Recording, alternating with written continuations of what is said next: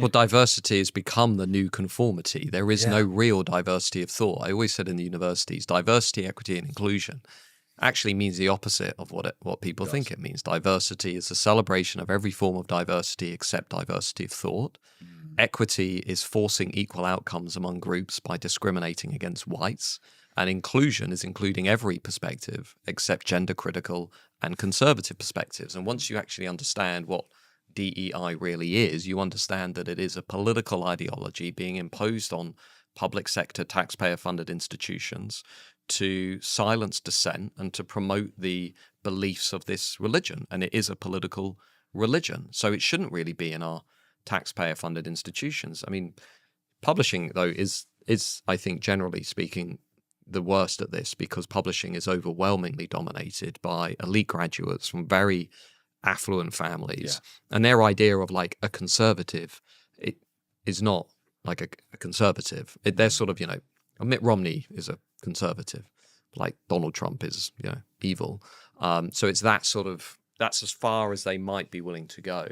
But all of this means it's good for people who are genuinely in the counterculture. Like when I left the universities 2 years ago, I said, okay, I'm going to do the Substack newsletter thing so I could be fully insulated from the institutions and I can say what I want. I have no editors and I have no academics that are basically pressuring me constantly through research grant peer review, through promotions committees at universities.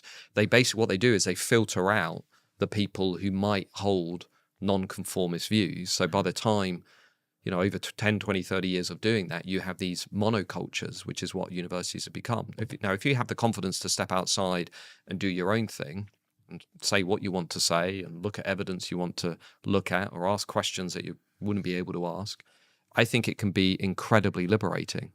I've never looked back at the university since leaving, which I was expecting to maybe think, God, I've made the wrong decision, but I've never looked back. The problem is, you and I are the minority in that we've found ways to make a living outside of that. And it's very hard. I think people will be watching this going, God, everything you're saying, yes, yes, yes. But if I speak up and lose my job, it's not going to be as easy as what Matt and Andrew have done. I think that's absolutely 100% fair. I still get lots of emails every week from young academics who say, look, I'm not a professor. I haven't got tenure. I haven't got job security. I'm a Brexit supporting, woke bashing person, conservative, gender critical, but I can't say this out loud because, my career prospects will be stuffed. I think I can only share my experience, which is I had to play the long game to get to a place where I had the security that enabled me to say things like, hey, I think Brexit's okay. Fine, let's do Brexit. Or, hey, I think BLM is an insane, revolutionary, anti-democratic organization. Things like that, but which obviously got me into trouble, but they couldn't sack me because I was a professor and I had tenure.